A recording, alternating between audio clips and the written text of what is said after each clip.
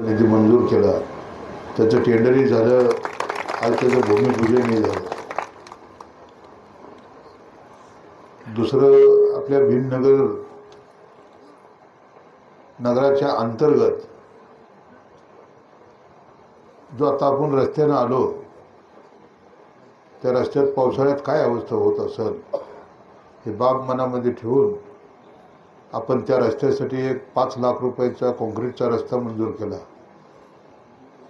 त्याचंही भूमिपूजन माझ्या हस्ते आज झालं असं मी जाहीर करतो. एकूण 10 लाख रुपये आपल्या भीमनगरला आपण मंजूर केले. परंतु सगळ्यात मोठा जो विषय होता, मला अनेक फोन यायचे. व्यासपीठावर आज कटके साहेब तुम्ही आहात, आमच्या विद्याताई आहेत,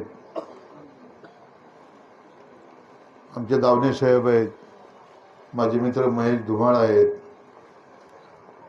विठोबा जरा गडबड केला आहे,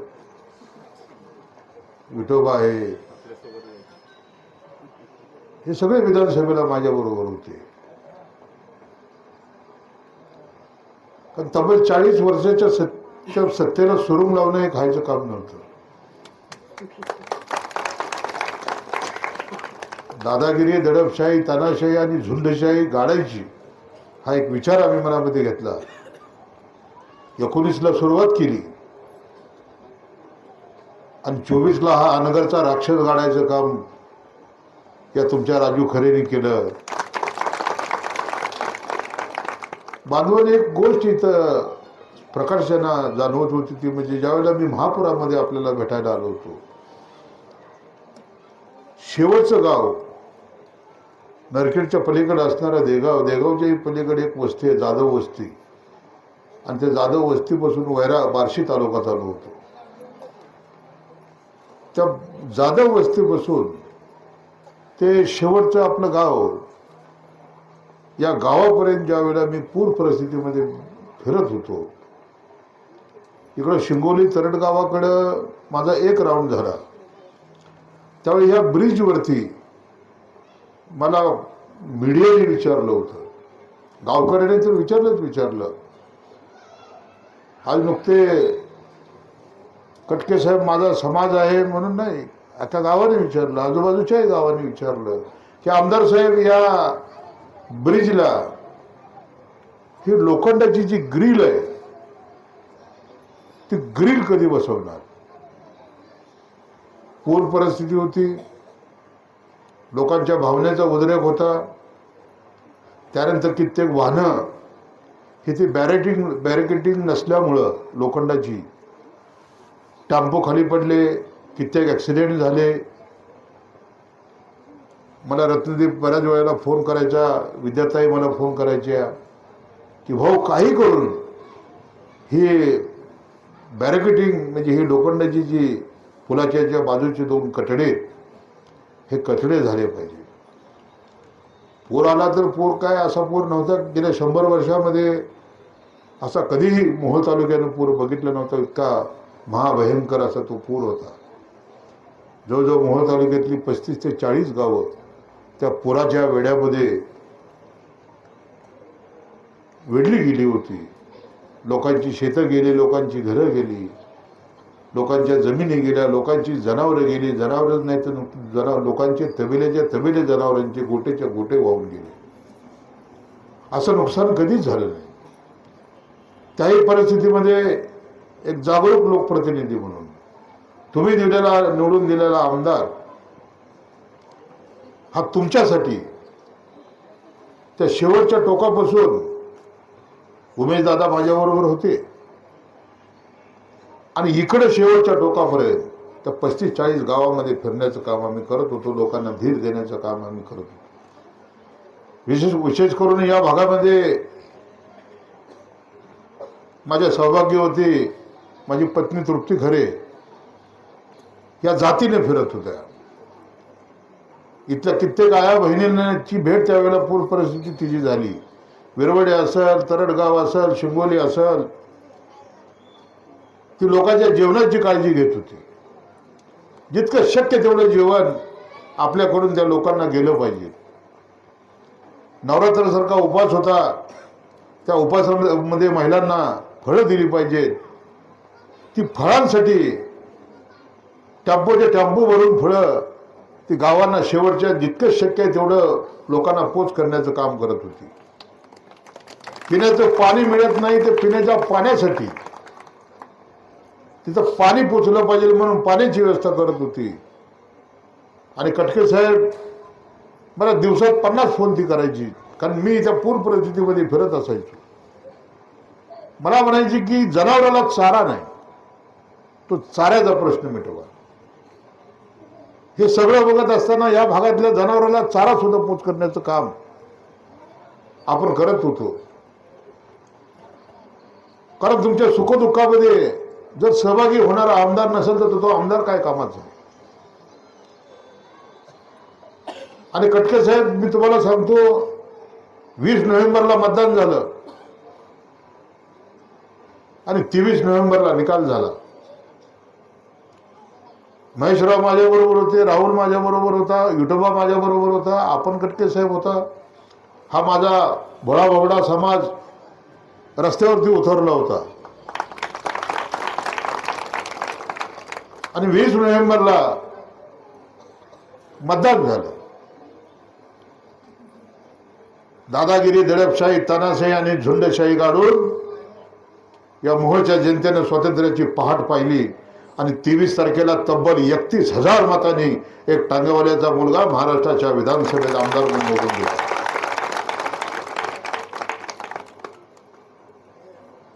हे जे काम आपण केलं, शिंगोली असेल, तरडगाव असेल, इथल्या मायबाप जनतेचे उपकार मी हे आयुष्यात नाही परंतु 7 जन्मात सुद्धा तुमचे उपकार कधी विसरू शकणार नाही. इतकं प्रेम तुम्ही मला दिलं. कारण एकच मालक, राजन मालक असा नारा या तालुक्यामध्ये गेली 40 वर्ष होता. परंतु तुमच्या मताच्या मोल आणि तुमच्या मतामध्ये एवढा दम होता की तब्बल 31,000 आपण ह्यांचा आमदार पाडला. आणि या सोलापूर जिल्ह्याला नव्हे तर महाराष्ट्राला आपण दाखवून दिलं की मतामध्ये किती क्रांती असते. आणि ज्या वेळेला मतदान केलं जातं आणि त्या मताच्या रूपात ज्यावेळी क्रांती होती त्यावेळेला एका घराची 40 वर्षाची सत्ता संपून गेली. बांधवडी नगरपालिकेच्या निवडणुका झाल्या, ज्या वेळेला तुम्ही आमदार निवडून दिला त्यावेळी माझी जबाबदारी होती की मोहोळ कुठल्याही परिस्थितीमध्ये तुमच्या हातामध्ये जाता कामा नये. जसा तालुका तुम्ही मला दिला तसं हे शहर तुमच्या ताब्यात देणार नाही. जीवाची पराकाष्ठ केली. जे बरोबर येते त्यांना बरोबर घेतलं. विधानसभेला जेवढी माझ्या बरोबर होते त्यांना घेण्याचा प्रयत्न केला, परंतु या वारीला मोहोळमध्ये पंचरंगी लढत झाली. ज्या आपल्याबरोबर विधानसभेला होते त्या दोघा तिघांनी वेगळ्या चुली मांडल्या. आणि ज्याने आमच्या विरोधात गद्दारी केली, ज्याने आमच्या मला पाडायसाठी काम केलं, त्या रम्या कदमाच्या हातामध्ये त्या आपल्या तुतारीची सूत्र दिली. आणि त्यानंतर राहुलला माहित आहे, मशालवाले लढले, पंजावाले लढले, तुतारीवाले लढले, परंतु बांधवानो मी जिद्द ठेवली होती. काही करून नगरसेवक नगराध्यक्ष मोहोळमध्ये आपला आणणार म्हणजे आणणार. आणि मोहोळच्या निवडणुकीमध्ये कटके साहेब 8 नगरसेवकासहित नगराध्यक्ष मी निवडून आणला. मोहोळ त्यांच्या हातात दिलं नाही अनगरकरांच्या, लक्षात ठेवा. आता जिल्हा परिषद आणि पंचायत समितीच्या निवडणूक आहेत. दावणे मला म्हणाले की आम्ही सरपंचाला बोलवलं, सरपंच आले नाही. सरपंच कसे येतील? त्याच्या मालकालाच आपण काढलाय, त्याचं काय काम आहे सरपंच? हो कटके साहेब बरोबर ना. तुमच्या गाव लेवलला ठीक आहे, मी 150 गावचा असं आमदार आहे, त्याच्यामध्ये शिंगोलीचा एक सरपंच आहे, पण त्याचा मालकच ज्यावेळी आपण काढला तर ती येईल कसा? ह्या अपेक्षा सुद्धा ठेवू नका, लक्षात ठेवा. कटके साहेबांसारखी चांगली माणसं आहेत. महेश धुमाळ आहे आमच्या बाजूचा, त्याच्या आई सुद्धा सरपंच होत्या. बांधवानो, जात पात धर्माच्या पलीकडे जाऊन माझ्या आयुष्यातली 35 वर्ष मी शिवसेनेत काढली. 1990 ते 2024 असा अखंड प्रवास माझा शिवसेनेमध्ये गेला. एकनाथ शिंदे साहेबांबरोबर गेला. आणि काही तांत्रिक अडचणी होत्या म्हणून 24ला आपल्याला धनुष्यबाण भेटला नाही. त्यामुळे कटके साहेब आपल्याला तुतारी घ्यावी लागली. आणि तुतारी घेऊन आपण या मतदारसंघाचा आमदार झालो. शेवटी चिन्ह महत्वाचं नाही, इथला मतदार राजा महत्वाचा आहे. मागेल त्याला रस्ता, कोण अडचणीत असेल त्याला मदत करण्याची भूमिका, कोणाचं ऑपरेशन असेल त्याला ऑपरेशनला मदत करण्याची भूमिका, त्याला कधी परत खाली हात पाठवणार नाही. कोण गरीबाचं लग्न असेल त्याच्या मुलीच्या लग्नाला मदत, कोण गरीब एखादा विद्यार्थी असेल तो कॉलेजमध्ये शाळेमध्ये जायला त्याला फी नसेल आणि त्याला शाळेतनं काढला असेल तर त्याची शाळेची फी भरण्याची भूमिका. या सामाजिक कामामध्ये कटके साहेब मी कुठं कमी पडलो नाही. त्याचीच पोचपावती म्हणून मी आमदार झालो, लक्षात ठेवा. त्या अनेक लोकांचे माझ्यावरती आशीर्वाद होते. ज्याच्या आजारपणाला मदत केलं. मी 2 मुलीचा बाप, हम दो हमारे दो. 2 मुलीची लग्न झाली. ते आपल्या आई बापा सासरी निघून गेल्यानंतर मला आणि माझ्या पत्नीला जगायला 15 एकर जमीन आहे. कटके साहेब, मी माझ्या पत्नीला नेहमी आयुष्यामध्ये सांगितलं की आपण ज्या वेळेला आईच्या रुद्रातून जन्म घेतो त्यावेळेला आपण नागडाचा बाहेर येतो, आणि ज्या वेळेला आपण या जगाचा निरोप घेतो त्यावेळेला सुद्धा आपल्या अंगावर वस्त्र ठेवली जात नाही. अगदी अंगठ्या, चैनी काय, ब्रासलेट, विजी काय असेल ते सुद्धा काढलं जातं. आमच्याकडे कारखाना नाही, आमच्याकडे सूतगिरणी नाही, आमच्याकडे बँक नाही, आमच्याकडे शाळा कॉलेज नाही. कटके साहेब, माझ्याकडे साधी पिठाची चक्की सुद्धा नाही. परंतु दानत आमची एवढी मोठी आहे की दानत असल्यानंतर काय असतं हे मोहोळ तालुक्याने बघितलं, लक्षात ठेवा.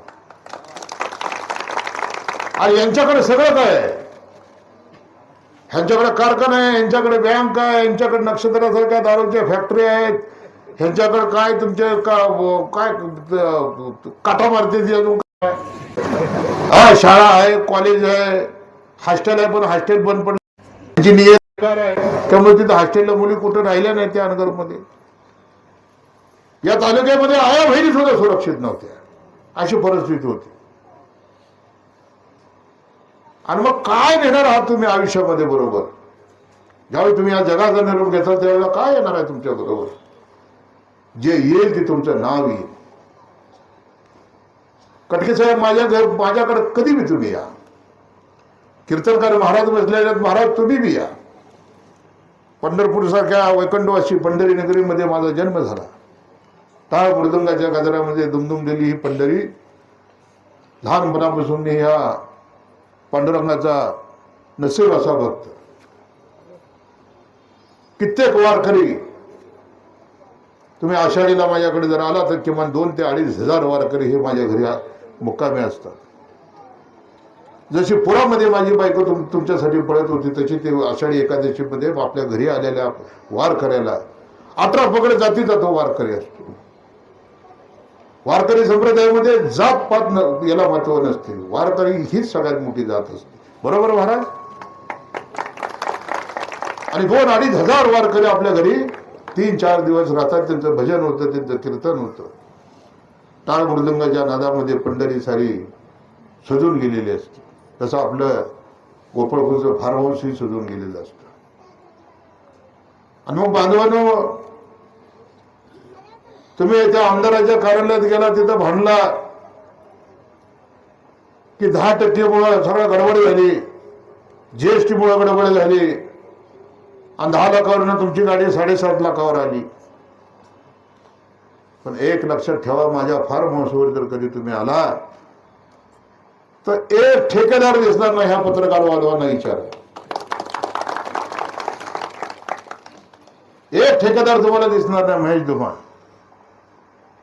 इथल्या ठेकेदाराला हाच प्रश्न पडला, कारण आमदाराचा विचारच वेगळा आहे. आमदाराचा बाप टांगा चालवत होता. एका टांगावाल्याच्या पोटी जन्माला आलेला हा राजू खरे, जो झोपडपट्टीमध्ये राहिला. आमची स्वप्न फार मोठी नाही आहेत कटके साहेब. आमची स्वप्न हे 288 आमदार या महाराष्ट्राच्या विधानसभेमध्ये. कटके साहेब, कोणचा आमदार असा आहे सांगा की गुराच्या गोट्यात झोपतो? तुमचा मोहळेचा आमदार गुराच्या गोट्यात झोपतो. आता इथून गेला की गुराच्या गोट्यात झोपतो. माझ्याकडे 40-50 जनावर राहायची, ते गोट्यातच जेवण होतं. हा 8 वाजता तिथे माझी जेवायची व्यवस्था करायला माझ्या पत्नीने 2 माणसं ठेवलेली. 8 साहेब आले की साहेबाला जेवणाचं ताट द्या, जेवण करायचं आणि त्या गोट्यामध्ये झोपायचं. कोणचा आमदार आहे मला सांगा? सकाळी जरी तुम्ही कटके साहेब माझ्याकडे 7 वाजता आला तर मी गोट्यातनं उठून तुमचं काम करीन, लक्षात ठेवा. माझा आदर्श गणपतराव देशमुख आहेत, लक्षात ठेवा. उभा हयात गणपतराव 11 वेळा निवडून आले, तर तू गणपतरावांनी जे काम उभं केलं ते महाराष्ट्रातल्या कुठल्याच आमदाराला उभं करता आलं नाही. आणि म्हणून आपण आपल्या आयुष्यामध्ये ह्या लोकांचं काहीतरी देणं लागतोय. हे माझी कुठेतरी तुम्हाला मदत व्हावी. ज्यावेळी मतदान होते त्यावेळेला तुम्ही घराच्या बाहेर पडला, स्वयंपाक सोडला, प्रत्येक इथं कीर्तनकाराने कीर्तन सोडलं, कटके साहेबांनी त्यांचं काम सोडलं. असं महेश धुमाळ तर माझ्याबरोबर प्रचारामध्ये उतरलेले होते, युट्यूबा माझ्याबरोबर होता, हा समाजसेवा माझ्याबरोबर होता. सगळी हातातली कामं बाजूला ठेवून तुम्ही त्या मतदान केंद्रावरती जाऊन आपला माणूस निवडून आला पाहिजे, हे एका जिद्दीने तुम्ही बाहेर पडला आणि तुमचा माणूस निवडून आला. मला दावणे साहेब म्हणले की 40 वर्षापूर्वी आमदार निवडून आला होता. असं नाहीये. 1957 साली शेड्यूल कास्टचा आमदार आपला निवडून आला होता. जेव्हा पायदळे नाही, मोहोळमधून. आणि 1957 नंतर ना दुसऱ्यांदा तुमच्या नंबर लागला तो तिकडून लागला मंगळवाड्यातनं. पण आपल्या मोहोळ मतदारसंघातनं, मोहोळ आहे माझं पंढरपूर बी जोडलेलं आहे ना. नुकता मोहोळ एकटा नाही आहे, पंढरपूरची 17 गावं आहेत, मोहोळची 104 गावं आहेत, मोहोळ शहर आहे आणि उत्तर सोलापूर तालुक्यातली 24 गावं आहेत. बांधवांनो, एक मी आवर्जून सांगेन, ज्या वेळेला महाराष्ट्राची विधानसभाचं अधिवेशन होतं, कटके साहेब तुम्ही बघितलं असेल सभागृहातलं माझं भाषण, सरकारला सडेतोड खडे बोल मी बोलत होतो. मी प्रश्न मांडला तो शेतकऱ्याच्या पुराचा मांडला, शेतकऱ्याच्या जमिनीचा मांडला, जनावरांच्या चाऱ्याचा मांडला. जनावरं वाहून गेले त्याची सरकारनं नुकसान भरपाई दिली नाही, त्या नुकसान भरपाईकडे सरकारचं लक्ष वेधलं. तिथं कुठं जातीपातीचा उल्लेख नव्हता, लक्षात ठेवा. या मतदारसंघातल्या जनते, मायबाप जनतेने आपल्याला निवडून दिले आणि त्यांच्यासाठी आपण या विधानसभेत आलोय आणि त्यांच्या प्रश्नावरती या सभागृहात सरकारचं लक्ष वेधलं पाहिजे ही प्रामाणिकपणे भूमिका ठेवली. 7 दिवस अधिवेशन चाललं आणि 7 दिवसामध्ये महेशराव मी 5 दिवस विधानसभेत बोलत होतो. 5 दिवस लगातार विधानसभेत बोललो. मी बोललो त्या लांबुटीचा MSCBचा तो काय तुमचा साठे नावाचा अधिकारी सस्पेंड झाला. आता लवकरच चमत्कार तुम्हाला बघायला मिळेल. ज्या 10-12 गावामध्ये मी विधानसभेमध्ये आव्हान केलं की ज्याच्या घराला पाणी लागलं नाही त्याला सरकारचा मोबदला, आणि ज्याचं घर पाण्यात आहे, ज्याचं शेत पाण्यामध्ये त्याला मोबदला नाही, तिथल्या तलाट्याला आणि तिथल्या ग्रामसेवकाला ताबडतोब सस्पेंड करा, ही माझी दुसरी मागणी होती. आणि निश्चितपणाने तुम्हाला सांगतो, ह्या आचारसंहितेचा ज्या वेळेला पिरियड निघून जाईल, कसा हबळा बसतो ह्यांना फक्त बघा तुम्ही. तो नाद करणार नाही पुन्हा लक्षात ठेवा. आता एक MSCB जर सस्पेंड झाला इंजिनियर, आता यांचा बाकीचा नंबर आहे, लक्षात ठेवा. कोणही सुटणार नाही, माझ्या तावडीतून कोण सुटणार नाही, लक्षात ठेवा. एक वेळ यमराज यांना माफ करेल, हा, पण राजू खरेच्या तावडीतनं कोण सुटणार नाही, लक्षात ठेवा. कारण त्याचा विचारच असा आहे, आयुष्यात द्यायचं काम केलं, जो येतो त्याला मदत करण्याची भूमिका ठेवली. ज्या वेळेला मोहोळ शहर 20 दिवस मोहोळ शहराला प्यायला पाणी नव्हतं, हे पत्रकार इथं बसलेले त्यांना विचारा. 20 दिवसानंतर नगरपालिकेचा नळातनं तुटीतनं पाणी यायचं आणि 50 एक हंडा घ्यायला माझ्या माई भगिनीला 50 रुपये मोजावे लागायचे. तुमची 40 वर्षाची सत्ता होती, तुमच्याही कारखान्यावरती टँकर होते, परंतु तुमचे दारात नव्हते. कटके साहेब या राजू खरे ना या मोहोळ शहरासाठी 17 टँकर 20-20 हजार लिटरचे 17 टँकर ना, काय माहिती राव उभ्या मोहोळला काय राहुल 20-20 हजार लिटरचे मुंबईवरून टँकर मागवले आणि 17 टँकर ना मोहोळच्या जनतेला, मोहोळ शहराची लोकसंख्या 50,000च्या आसपास आहे, मोहोळच्या जनतेला आपण त्या 17 टँकर मधून माझ्या माय भगिनीला दिवसातनं कमीत कमी 3 वेळेला पाणी देत होतो, मोफत पाणी देत होतो, मोफत. पाण्यासारखं पुण्य नाही. म्हणून मोहोळ शहरामध्ये, मोहोळ तालुक्यामध्ये टँकर दिले आपण, नरखेड भागामध्ये टँकर दिले, उत्तर सोलापुरात 3 टँकर दिले, तुझ्या इकडे टँकर दिले, तिकडं हरारवाडी, जांबा बुद्रुक त्या साईडला, इकडे नजीक पिंपरी या भागामध्ये टँकर दिले. का की आयुष्यामध्ये तुम्हाला लोकांसाठी काहीतरी केलं पाहिजे. लोक पिण्यासाठी वाद इतकी, म्हणजे 20 दिवस जर पाणी आलं नसेल तर त्या मावशीची, त्या माझ्या आया बहिणीची अवस्था काय होत असेल. पुरुषाला पाण्याची किंमत नाही. सकाळी गेला, आंघोळ करून गेला की संध्याकाळी घरी येतोय, पण पाण्याची खरी किंमत माझ्या आया बहिणीला माहिती आहे. पण पाण्याशिवाय तिचं पान हलत नाही. हा विचार डोक्यामध्ये ठेवला आणि 17 टँकर ना राहुल 76 दिवस आपण मोहोळ शहराला पाणी पाजू. म्हणून ज्या वेळेला मतदान झालं त्यावेळेला सरकारची लाडकी बहीण मोहोळमध्ये चालली नाही. मोहोळमध्ये काय चाललं, पाणीवाला दादा,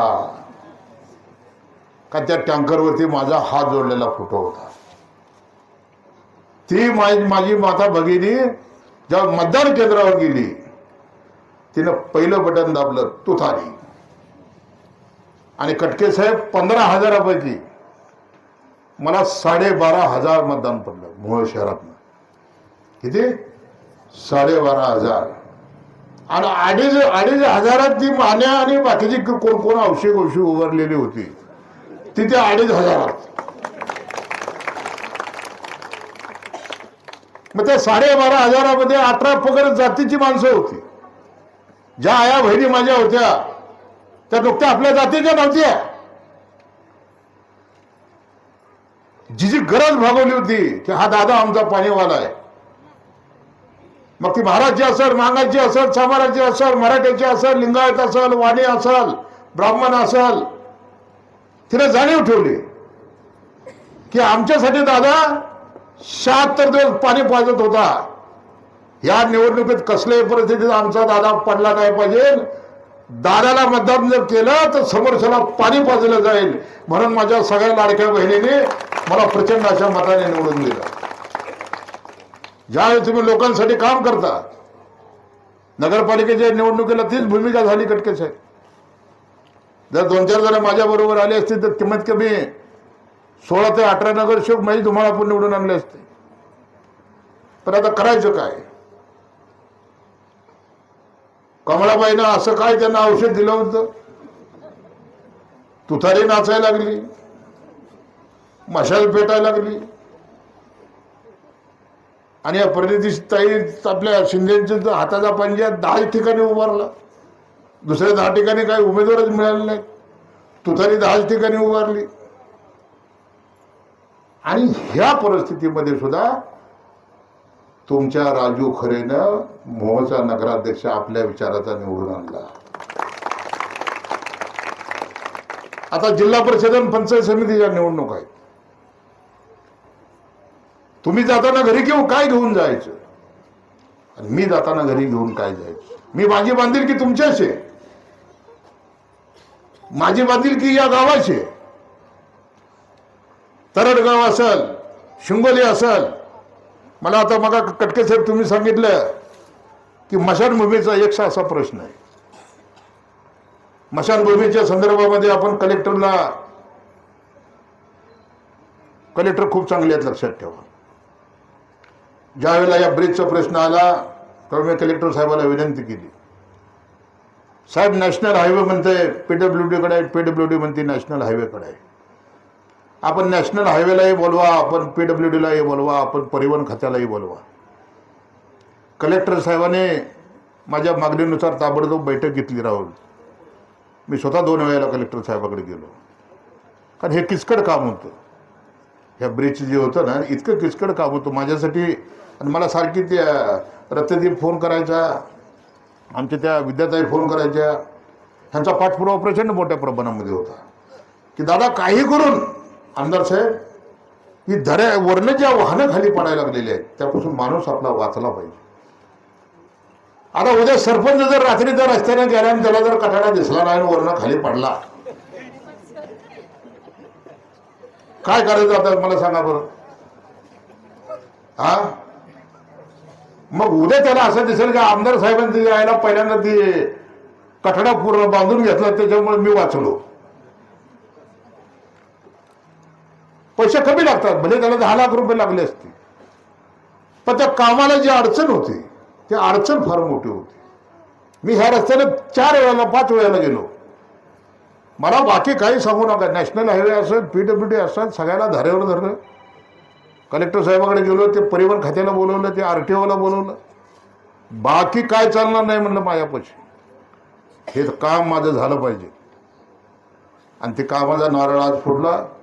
माझ्यासाठी एक चांगलं झालं की त्या वाहनं कधी कोण रात्री जरी गेलं चुकून त्या कठाड्याच्या बाजूला लागलं तर त्या कठाड्यामुळे ते खाली होतं पडायचं वाचन, त्याचा एखाद्याचा जीव वाचन. एक मोठं काम आपल्या हातनं घडतंय, याचं एक समाधान आहे. बांधवांनो, उद्याची निवडणूक आहे, लक्षात ठेवा. जिल्हा परिषद आहे, पंचायत समितीच्या निवडणूक आहे. तुम्ही विधानसभेत बघितलं असेल, आपण मोह जिंकलं, पण नगरचा नगराध्यक्ष पदाचा फॉर्म भरायला ज्यावेळी माझी भगिनी उज्ज्वला तिथे गेली, कटके साहेब मला सांगा, 21 सिक्युरिटी बॉडीगार्ड. आता सरकारनं मला 2 पोलिस दिलेली आहेत बंदोबस्तला, त्यांना माझ्या गोट्यातच झोपते ती. हा, त्यांना मग माझ्यासाठी एक ते काय तुमचं ते हा बाज आणि पुन्हा एक बायकोला सांगितले 2 बाज बनव म्हणलं 2 हवालदारांसाठी. एक इकडं झोपलं, एक इकडं झोपलं, मध्ये आमदार झोपलं. तर त्या हवालदारला मी विचारलं की सिक्युरिटी बॉडीवर म्हणजे काय प्रकार आहे. नागपूरच्या अधिवेशनाला निघालो होतो मी. तर त्या हवालदारने मला सांगितलं की साहेब, देशाचे प्रधानमंत्री आणि देशाचे मुख्यमंत्री, देशाचे गृहमंत्री, राज्याचे मुख्यमंत्री, देशाचे प्रधानमंत्री आणि देशाचे गृहमंत्री आल्यानंतर त्यांना जो बंदोबस्त दिला जातो म्हणले, ते जे 156 रायफल असते, एका बटनातच 50-60 गोळ्या बाहेर पडतात म्हणून. तर ते 21 सिक्युरिटी बॉडीगार्ड त्या आनगरचा जी फॉर्म भरायला आमची बहिणी गेली होती उज्ज्वला थिटे, बहादर आहे, त्याला मानलं पाहिजे. 50-68 वर्षांच्या गावात निवडणूक झाली नव्हती. कटके साहेब, तुम्ही आमदार निवडून दिला, पहिल्यांदाच बहादरांना आनगरमध्ये निवडणूक लावली, लक्षात ठेवा. राहुलला विचारा. आता त्या भगिनीचा फॉर्म भरायला 21 21 वर्ण 55 पोलीस बंदोबस्तला. म्हणजे ती 21 आणि ही 25 55 किती झाले राहुल? 76 पोलीस. 76 पोलीस घेऊन ती महिला भगिनी त्या अनगरच्या नगरपंचायतमध्ये फॉर्म भरायला गेली. एवढा कडेकोट बंदोबस्त. ही माझ्यापेक्षा किती मोठी असेल, आमदारला 2च आहेत, तिला 76 फॉर्म भरायला. नगराध्यक्ष. मी या राज्याच्या मुख्यमंत्र्याला विधानसभेत विचारलं की मुख्यमंत्री महोदय, अनगरमध्ये एका महिलेला फॉर्म भरण्यासाठी 21 सिक्युरिटी बॉडीगार्ड आणि 55 पोलिसाच्या बंदोबस्तामध्ये जावं लागतंय. मग अनगर माझ्या मोहोळ तालुक्यामध्ये आहे का जम्मू काश्मीरमध्ये आहे? ह्याचं उत्तर मला द्या म्हणलं मुख्यमंत्री महोदय. कुठे आहे अनगर? जम्मू काश्मीरमध्ये. तुम्ही खटके साहेब सांगा मला की अनगर हे जम्मू काश्मीरमध्ये आहे का मोहोळ तालुक्यात आहे? म्हणजे काय दादागिरी, कसली दडपशाही, कसली ही राजवट. एका महिलेला फॉर्म भरण्यासाठी 2-2 हजार वाहनं रस्त्यावर आडवी ते यावली फटीपासून अनगरपर्यंत. कोण होती ती महिला? 28 एकर बागायत जमीन तिची. अनगरमध्ये तिचा वाडा, तिचा सासरा पोलीस पाटील, तिचा नवरा पोलीस पाटील. आणि नवऱ्याच्या अकाली निधनानंतर ना एक साधं कारण घडलं, त्या महिलेला रातोरात स्वतःच्या मुलाला घेऊन गाव सोडावं लागलं. आणि आज पुण्यामध्ये ती महिला धुणमांडी करते. आमदार म्हणून माझं कर्तव्य होतं, 2 मुलीचा बाप म्हणून माझं कर्तव्य होतं की त्या महिलेच्या पाठी मग आपली ताकद उभी राहिलीच पाहिजे. आणि उभारलो तिच्या पाठीशी खंबीरपणानं. घाबरणारा मी नाही, लक्षात ठेवा. तुमचा भीमाचा बच्चा आहे. तुमची दादागिरी मोडून काढली आम्ही. जी बी अन्याय झालेली महिला होती तिच्या पाठीची खंबीरपणानं उभारलो. आणि उद्या ही वेळ आपल्यावर येऊ नये.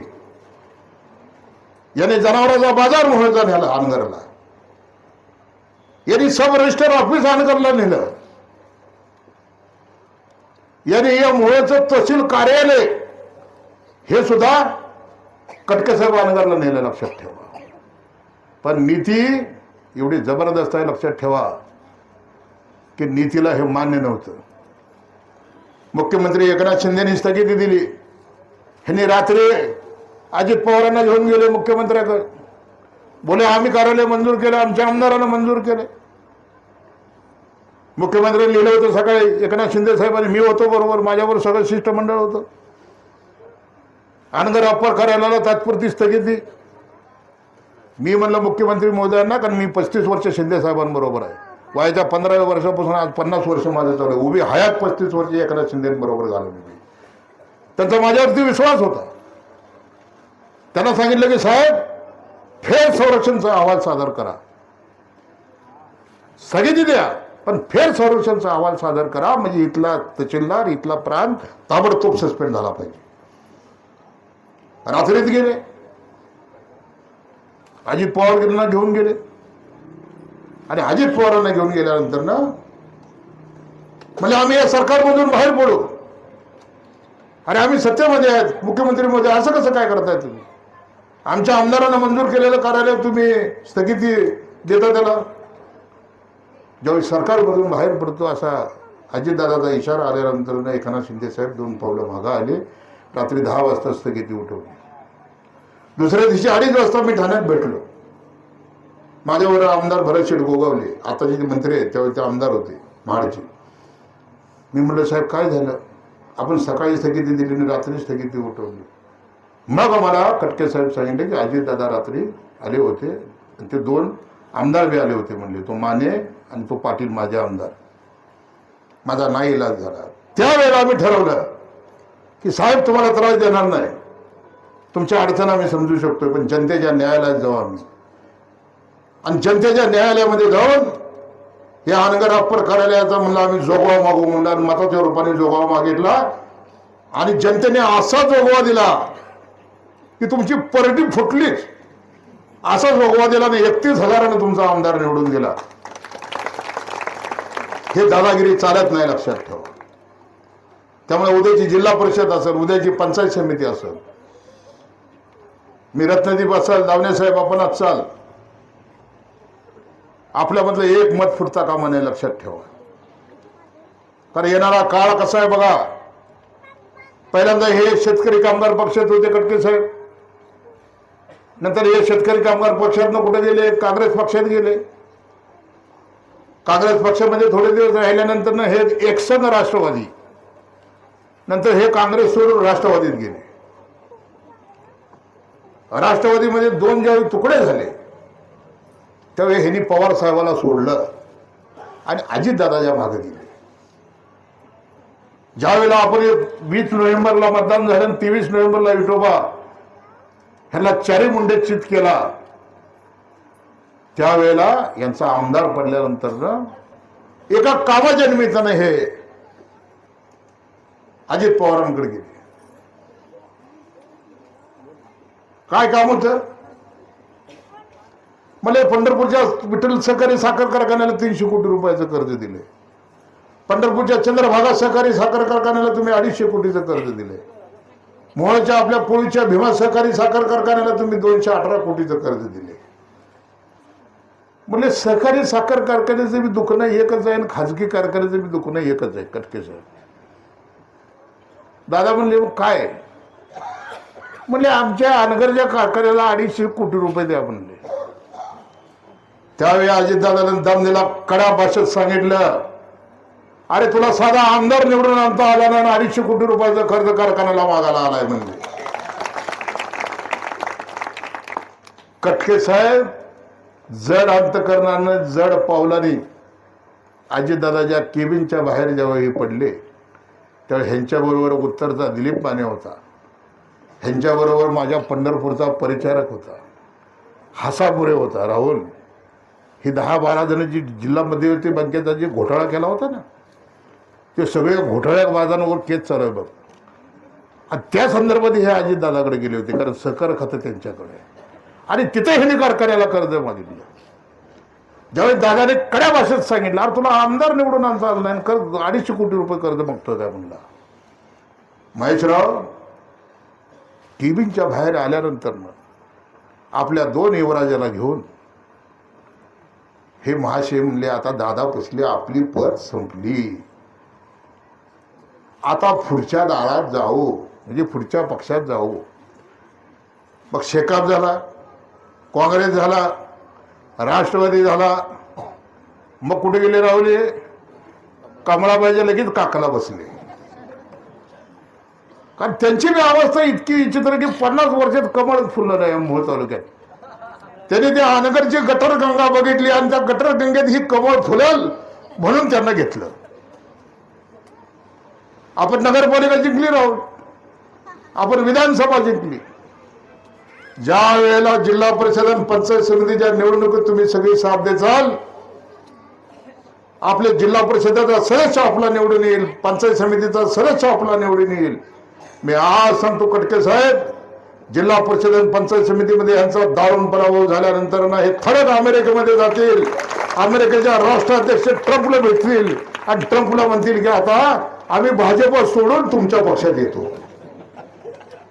कारण आता दुसरा पक्ष त्यांना राहिला नाही. शिवसेनेत म्हणले तर मी एकनाथ शिंदे बरोबर 35 वर्ष आहे, पुन्हा पवारांचा आशीर्वाद माझ्या पाठीशी आहे. आणि म्हणून तुम्हाला सांगतो,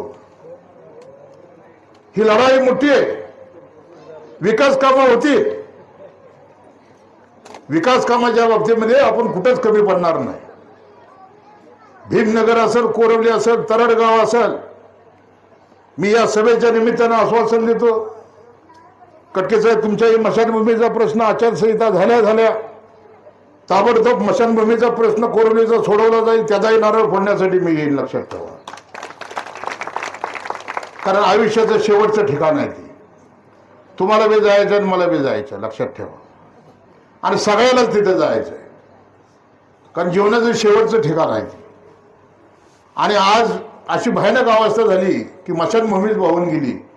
मी कलेक्टर साहेबाला स्वतः भेटतो, ताबडतोब जागा मंजूर करायला होतो. मी माझ्या आमदार फंडातून त्या स्मशानभूमीसाठी पैसे मंजूर करतो आणि ताबडतोब त्या स्मशानभूमीचं काम मार्गी लागेल. फक्त आता आचारसंहिता असल्यामुळे मला बोलता येणार नाही. राहुलला माहिती आहे 17 तारखेला आचारसंहिता संपल. पुन्हा एकदा एवढ्या मोठ्या प्रमाणामध्ये आपण माझ्या आया बहिणी सगळे माझ्या समाजातली ज्येष्ठ मंडळी माझी सर्व सहकारी गावामधून आलेले आजूबाजूच्या गावातून आलेले आमचे कीर्तनकार आमचे महेश धुमाळ आमचा विठोबाने जरी गडबड केली तरी विठोबा पुढे पुढे आपल्याबरोबर राहणार आहे मला काळजी खात्री आहे. हा बरोबर कारण विठोबा आता शेवटचं पिल्लो आहे लक्षात ठेव. शेवटचं जी शिफ्टी आहे ती शिफ्टी आहे जिल्हा परिषद पंचायत समितीमध्ये आणि ती एकदा ठेचली की मग ह्यांना अमेरिकेत जावं लागणार ट्रम्पकडे की साहेब महाराष्ट्रातले देशातले सगळे पक्ष संपले आता आम्हाला तुमच्या पक्षाशिवाय सतनागत नाही आम्हाला तुमच्या पक्षात घ्या. आणि म्हणून ही निवडणूक लय महत्वाची आहे लक्षात ठेवा. एक विचार कसल्याही परिस्थितीमध्ये काय वाटेल ती जरी किंमत मोबाईलची वेळ आली तर हा आमदार राजू खरे तुमची पाठ सोडणार नाही. तुमच्या आणि माझी 60 गाठ आहे लक्षात ठेवा. तुमचा होता म्हणून इथं आला तुमची काळजी घेत होता म्हणून त्या ब्रिजच्या तिथल्या त्या बॅरिकेडिंगचं भूमिपूजन केलं. तुमची काळजी वाटते कटके साहेबांनी सांगितलं ताबडतोब 17 तारखेला आचारसंहिता संपू द्या स्मशानभूमीचं काम ताबडतोब चालू केलं जाईल. जे मग निवेदन दिलं आपले धनगर समाजाचे काय काळजी करण्याचं कारण नाही त्याचंही काम आपण ताबडतोब तडास नेऊ. मी काम करणारा कार्यकर्ता आहे लक्षात ठेवा. मी जे तुम्ही मागाल मी कुठं तुमचा राजू खरे कमी पडणार नाही. कारण संध्याकाळी गुराच्या गोट्यात झोपताना हाच विचार करतो की माझ्याकडे आलेला माणूस खाली हात परत गेला नाही पाहिजे. त्याच्याशिवाय माझं जीवन सार्थक लागणार नाही लक्षात ठेवा. कारण गरिबी काय ही गरिबी मी बघितली. कटके साहेब एक टांगावाल्याचा मुलगा ज्या वेळेला गरिबीतून आला आणि आज महाराष्ट्राच्या विधानसभेत ज्यावेळी मी सर्वोच्च सभागृहात बसतो त्यावेळी माझ्यासमोर देवेंद्र फडणवीस बसलेले आहेत माझ्यासमोर अजितदादा बसलेले आहेत माझ्यासमोर एकनाथ शिंदेसाहेब बसलेले आहेत राज्याचं मंत्रिमंडळ बसलेलं आहे. महाराष्ट्रातून निवडून आलेले अनेक आमदार आहेत त्यामध्ये पतंगराव कदमाचा पोरगा आहे विलासराव देशमुखाचा पोरगा आहे सगळे रती महारथी आणि तिथं त्या सभागृहामध्ये मी सुद्धा आहे. पण कटके साहेब ज्या वेळेला या विधानसभेत मी 5 वेळेला बोललो ते सभागृहाच्या बाहेर आल्यानंतर कित्येक ज्येष्ठ सदस्य 5-5 वेळा 6-6 वेळेला निवडून मंत्रिपद भूषविली त्यांनी सुद्धा राहुल माझं कौतुक केलं. अरे म्हणले राजू तुला मानला म्हणले मस्त 1 नंबरची तुझी भाषा शैली आहे म्हणले आणि मुद्दे सूट सभागृहामध्ये बोलतोय म्हणले. मला एवढं बरं वाटलं त्या दिवशी की आपण आयुष्यामध्ये काहीतरी कमवलं. कारखाना नाही कमवला आपण बँक नाही नक्षत्रासारखी दारूची फॅक्टरी नाही शाळा नाही कॉलेज नाही काय नाही पण हा पिठाची चक्की बी नाही पण हे नाव कमवलं आणि याच गोष्टीचा आनंद आहे. अरे काय त्यांच्याकडे कारखाने काय काय कशात किती जरी असलं तर काय सोन्याच्या ताटात जरी जेवण केलं तर शेवटी पोटातच जाते ना. आता सोन्याची भाकर खाते तरी मी ज्वारीची भाकरी खातो असं काय आहे का होय कटके साहेब. माणसानं आयुष्यामध्ये साधं राहिलं पाहिजे लक्षात ठेवा. आपलं जीवन दुसऱ्याच्या कामाला आलं पाहिजे तर त्या जीवनाला अर्थ आहे लक्षात ठेवा. हे हा जीवन एकदा आहे पुन्हा पुन्हा नाही आहे लक्षात ठेवा. ज्या वेळेला तुम्ही पाठीमागे सुद्धा म्हणताल की याला आमदार असावा तर आमचा राजू सारखा असावा राजू खरे सारखा असावा लोकांना फसवणारा नसावा तुमच्या बाकीच्या भानगडीत नाही लक्षात ठेवा. राहुलला माहित आहे काय राहुल मला जवळून बघतो कुठलाही डाग आपल्या अंगावरती डाग पडू दिला नाही लक्षात ठेवा. माझ्या मुलीला कटके साहेब 96% मार्क पडले. माझी दुसरी मुलगी सुद्धा आज 90%च्या पुढे 91-92 मोठी मुलगी आता इंजिनिअरिंग पूर्ण होईल MPSC करेल ती सुद्धा IAS होईल. राहुल आयुष्यामध्ये सगळ्यात मोठी संपत्ती आपली हे आहे की तुमच्या सगळ्यांच्या आशीर्वादानं सोन्यासारखी लेकरं आज 1 नंबरच्या पदावरती उद्याला जातील हीच सगळ्यात मोठी संपत्ती आणि हा तुमचा सगळ्यांचा आशीर्वाद आहे. आता यांची गाबडी बघा 302 मध्ये जेलमध्ये जातात कटके साहेब. हो कटके साहेब. आणि लग्नाच्या अगोदर यांना बाळ होते म्हणून हे असला आदर्श घेणारा आणि असला माणूस 40 वर्ष बोकांडी घेतला मोहच्या लोकांनी. आणि म्हणून तुम्हाला सांगतो बांधवांनो, आपला अधिक वेळ घेणार नाही. खूप वेळ आपल्याला दिला. आपण या कार्यक्रमाच्या निमित्तानं आलो. सगळ्यांनी मोठ्या प्रमाणात